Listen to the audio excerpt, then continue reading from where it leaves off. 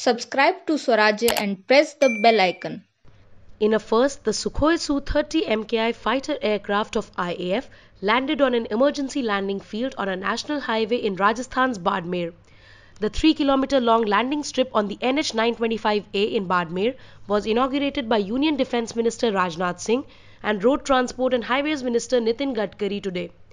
NHAI had developed the 3-kilometer section of the Satta-Gandhav stretch of the NH 925A as a ELF for the Indian Air Force. This project will improve connectivity between villages of Barmer and Jalore districts located on the international border. During normal time, the ELF will be used for smooth flow of road traffic. However, during the operations of ELF for Indian Air Force, the service road will be used for smooth flow of the road traffic. The landing strip will be able to facilitate landing of all types of aircraft of the Indian Air Force.